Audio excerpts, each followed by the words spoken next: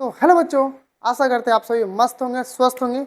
आज हम cellular biology का सेकंड पार्ट लेकर आए हैं और यहाँ पे यहाँ पे हम बहुत इंटरेस्टिंग चीज़ के बारे में जानने वाले हैं।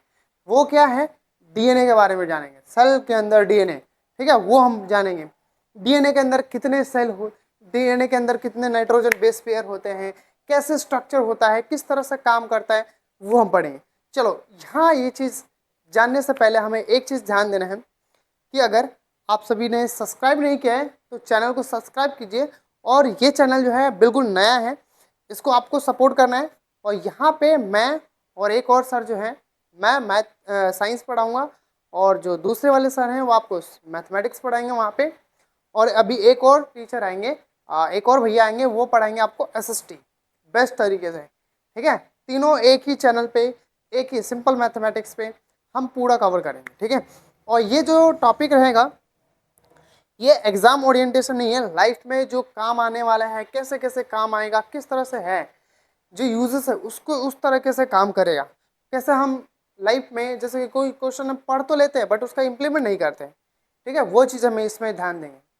और और और क्या जानने की कोशिश करेंगे हम, तो बस कुछ नहीं, है ना। तो चलो बने रहो, बस आगे हम देखते हैं। ठीक है, ओके, एकदम कंटिन्यू रहना, ठीक है, एंड तक हमें बने रहना। बिल्कुल जो भी चीज़ें हमने पढ़ना है वो कंप्लीट हम पढ़ेंगे। ये लेक्चर डेली डेली अपलोड होता है, भले एक दिन दो दिन डिले हो जाता है, कोई दिक्कत नहीं, बट आपको अपडेटेड रहेगा, इसमें पूरे वीडियो रहेगा शेड्यूल के साथ। ठीक है, ओके, तो घबराना नहीं है, शर्माना नहीं है, और आराम से पेन कॉपी निकाल कर नोट्स बना लेना है। और एंड में आपको मैं यहाँ से स्कैनर भेजूंगा। स्कैनर से क्या करना है, आपको वहाँ पे इसका पूरा पीडीएफ आपके पास मिल जाएगा। करना क्या है, उस स्कैनर को डाउनलोड करना है और उसका पूरा पीडीएफ आपको मिल जाएगा। ठीक है, ओके, तो आज हमारा जो है पार्ट 2 है सेलुलर बायोलॉजी का, साइंस एंड टेक्नोलॉजी, डीएनए के बारे में पढ़ेंगे। क्या?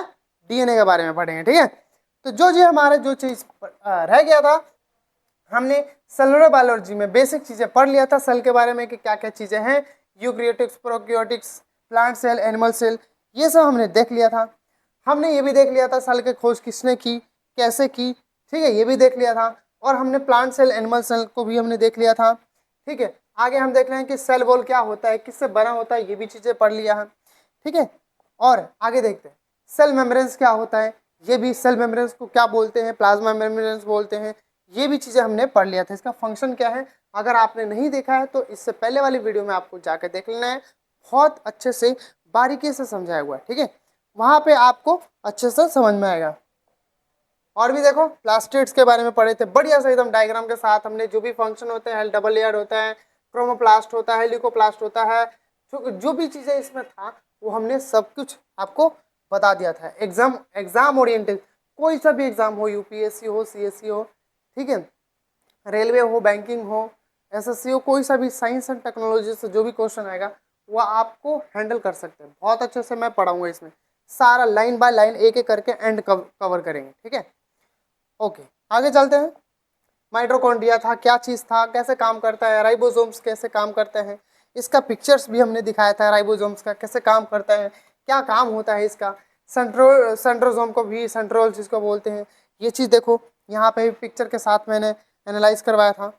आगे हमने देखा था वैक्यूल्स भी देख लिया था, वैक्यूल्स का काम क्या होता था ये भी हमने देखा था, और सेल ऑर्गेनेल देख लिया था। अब जो है यहाँ पर पढ़ेंगे न्यूक्लियस, जो कि बहुत ज़्यादा इंपॉर्टेंट है, हद से ज़्यादा इंपॉर्टेंट। तो करना क्या है, अपने नोटबुक निकाल लो और नोटबुक निकाल कर उसमें डायरी में या जहीं भी आप जहाँ भी लिख रहे हैं उसको लिखने की कोशिश करो। ठीक है, हम तो सबके सब क्या है बता ना, कि एक बार देख लेते वीडियो, फ्री में तो है ही, कौन सा पैसा दिया है हमने, है ना। तो वो चीज़ समझो कि ठीक है आपने पैसा नहीं दिया है, आपका मेहनत जा रहा है, टाइम जा रहा है, मेरा भी यहाँ पे टाइम जा रहा है, तो उस टाइम को यूटिलाइज करो। बार बार तो वीडियो देखना नहीं है ना। तो हमें क्या करना है, एक नोटबुक में अपने ये पूरे नोट्स को लिख लेना है और बार बार उसी को रिवीजन करना है। ठीक है, क्या करना है, रिवीजन करना है। जितना रिवीजन करो, देखो बोलते ना कि मल्टीपल रिसोर्सेस नहीं रखो, लिमिटेड रिसोर्सेस रखो और उसको बार बार प्रैक्टिस करो। लिमिटेड रिसोर्सेस रखो और उसको बार बार प्रैक्टिस करो। ठीक है, तो यहाँ पे हम पढ़ेंगे क्या चीज, सेल के बारे में। तो सेल में क्या है हमारा, न्यूक्लियस। न्यूक्लियस बिल्कुल सेंटर के अंदर जो है देखने को मिलेगा। इसका काम क्या होता है, तो ये चीज देखते हैं कि ये स्टोर करता है डीएनए। क्या स्टोर करता है, डीएनए स्टोर करता है, ठीक है। ये क्या करता है, डीएनए स्टोर करता है। ये सब हम एक एक करके पढ़ने वाले हैं, ओके, ठीक है। जनरली स्पेरिकल इन शेप होता है, ये राउंड कलर का राउंड में होता है शेप में, ओके डन। अब देखते हैं न्यूक्लियोल्स होता है इसके अंदर, वो काम क्या करता है, help in the production of ribosomes and RNA. क्या काम करने में हेल्प करता है, प्रोडक्शन करने में हेल्प करता है। राइबोसोम्स आरएनए को प्रोडक्शन करने में हेल्प करता है, ठीक है। तो ये चीज आज हम ना डीएनए के बारे में, इसे बहुत बढ़िया से एक छोटा सा मैं क्लिप दिखाऊंगा एंड में, उसमें आपको बढ़िया से समझ में आ जाएगा कि डीएनए के अंदर कैसे काम करता है, सेल के अंदर डीएनए कैसे निकलता है। आगे देखते हैं साइटोप्लाज्म। साइटोप्लाज्म क्या होता है, एक क्या है, साइटोप्लाज्म क्या है, एक लिक्विड होता है, जेली जैसा सब्सटेंस होता है, जिसी के अंदर ये सब सब्सटेंस है, इसी के अंदर ये सब चीजें पाए जाते हैं। सेंट्रोल्स हो गया, राइबोसोम्स हो गया, माइटोकॉन्ड्रिया हो गया, गोल्गी एपरेटस हो गया, सेंट्रोसोम हो गया, है ना, ये सब जो है इसी के अंदर पाए जाते हैं। क्या है हमारा इसका, कि जेली लाइक सब्सटेंस है, ठीक है। कंटेन ऑल ऑर्गेनेला, जितने भी ऑर्गेनेला जो है इसके अंदर, ठीक है, ये सब इसी के अंदर पाए जाता है। जैसे गोल्गी बॉडीज हो गया, माइटोकॉन्ड्रिया हो गया, ठीक है, राइबोसोम हो गया, सेंट्रोसोम हो गया, सब इसी के अंदर पाए जाते हैं, ठीक है। यहाँ तक किसी प्रकार की दिक्कत नहीं। अब जो है, जो कि सबसे ज़्यादा इंपॉर्टेंट है, हर बार पेपर में ये चीज़ देखने को मिलेगा, और ये जो चीज़ें हैं 9th क्लास के जो बुक होते हैं साइंस के, उसमें भी बढ़िया से समझाया हुआ है, बट आज हम यहाँ पे बढ़िया तरीके से सीखेंगे, ठीक है। क्या सीखेंगे, बहुत ही बढ़िया तरीके से प्रोक्रियोटिक्स, यूक्रियोटिक्स।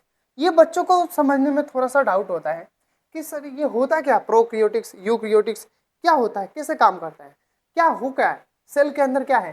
तो ये जो है बेसिस ऑफ किसके ऊपर से, न्यूक्लियस के बेसिस पे हमने इसको दो भाग में बांटा है। कौन कौन सा, प्रोक्रियोटिक सेल और यूक्रियोटिक सेल। क्या भाग में है, प्रोक्रियोटिक सेल और यूक्रियोटिक सेल। तो चीजें को देखो, प्रो मीन्स पुराना, क्रियोटिक्स का मतलब हो गया न्यूक्लियस। अब एक चीज समझो, प्रो मीन्स पुराना, न्यूक्लियस, इसका मतलब क्या है, कि इसका मतलब ये चीज है कि ये जो है प्रोक्रियोटिक्स पहले ही खोज लिया गया था, पहले ही बता दिया गया था कि अच्छा ऐसा कुछ होगा। इसमें कुछ कुछ चीजें पता नहीं था, सही से डिफाइन नहीं हो रखा था, है ना, बहुत सारी चीजें अच्छे से डिफाइन नहीं है। ये कब खोजा गया था, 3.5 बिलियन ईयर्स अगो, है ना, ये जो पता चल गया था कब, 3.5 बिलियन ईयर्स अगो पता चल गया था ये चीजें, कि ऐसा ऐसा चीजें इसके अंदर होगा। तो इसमें कमियां क्या थी, कि ये इसके अंदर जो है ना अच्छे से डिफाइन नहीं हो रखा था, अनडिफाइन है, मतलब पूरी तरह से डिफाइन नहीं है कि इसके अंदर क्या क्या चीजें हैं, कैसा शेप होगा, ये सब चीजें नहीं बताएं। No clear demarcation of the nucleus, nucleus का भी अच्छे से इन्होंने डिमार्केशन नहीं किया, है ना, बता ही नहीं कि किधर होगा, सो गोल में होगा कि कैसा होगा, कुछ नहीं बताया इन लोगों ने। स्पेसिफिक ऑर्जिनेला एब्सेंट थे, इसमें स्पेसिफिक ऑर्जिनेला जो था, जैसे माइटोकॉन्ड्रिया हो गया, गोल्जी बॉडीज हो गया, ये सब जो है एब्सेंट देखने को मिला, ठीक है, नहीं देखने को मिला। वेरी स्मॉल इन साइज, छोटे छोटे साइज थे, ठीक है। एग्जाम्पल अगर देखा जाए तो बैक्टीरिया हो गया, एरेंकिया हो गया, ये सब जो दो एग्जाम्पल है, इनमें बहुत कुछ डिफाइन नहीं है, अच्छे से इसमें डिफाइन नहीं किया हुआ, ठीक है, ये चीज़। वही चीज़ अगर हम यूक्रियोटिक्स देखें, यूक्रियोटिक सेल जो है, यू को मतलब क्या होता है, यू के मतलब नया, क्रियोटिक का मतलब न्यूक्लियस हो गया, है ना, प्रो यूक्रियोटिक्स, तो नया हो गया। और ये जो है कब खोजा गया था, ये 1.5 बिलियन ईयर्स अगो, मतलब कि ये नया है तो भाई तो कुछ तो चीज़ें अब डेवलप हो गया। आज के टाइम में डेवलपमेंट बहुत बढ़ रही है, आज इतना डेवलपमेंट बढ़ चुका है कि कुछ भी हो सकता है। चलो मैं भी एक चीज़ बताऊंगा, तो इसमें क्या है, अच्छे से डिफाइन किया हुआ है ना, डिफाइन किया हुआ, इसका मतलब है कि सेल के अंदर क्या माइटोकॉन्ड्रिया किधर होगा, हाँ न्यूक्लियस किधर है, और उसके बाद प्लाज्मा मेम्ब्रेन किधर होगा, ठीक है, सेल मेम्ब्रेन किधर होगा, ये सब, न्यूक्लियस मेम्ब्रेन क्या होगा, डीएनए किधर होगा, ये सब चीज पता चलेगा। स्पेसिफिक फंक्शन भी पता चलेगा, इसका इनका जो है फंक्शन भी अच्छे से दिखाएगा कि क्या, कौन सा सेल का कौन सा अंदर का पार्ट जो माइटोकॉन्ड्रिया का क्या काम होता है ना, गोल्जी ऑपरेटस का, गोल्जी बॉडीज का क्या काम होता है, सेंट्रोसोम का क्या काम होता है, आरएनए का क्या काम होता है, ये सब अच्छे से डिफाइन किया हुआ है। स्पेसिफिक फंक्शन, ऑर्जिनेला भी प्रेजेंट होता है इसके अंदर, ऑर्जिनेला भी जो मैंने बता दिया, ऑर्जिनेला क्या होता है, फिर इसका साइज भी बड़ा होता है, कहाँ से, 10 से लेकर 100 माइक्रोमीटर तक देखने को मिलता है। और एग्जाम्पल अगर देखा जाए तो animal cell, plant cell, fungi जो हम सब है ना, हम सब किस चीज़ से बने हैं? सेल से तो मिलकर बने हुए हैं। अगर आपको लिखना है तो एक बार मैं थोड़ा सा साइड हो जा रहा हूँ और वीडियो को पॉज करके आराम से आप देखकर लिख सकते हैं। ठीक है, इतना है, ये बहुत अच्छे से पेपर में आएगा ये। ठीक है, आगे चलते हैं। अब आता है सेलुलर बायोलॉजी का पार्ट 2 है, यहीं से हम सीखने वाले, वो जो था पहला पार्ट में था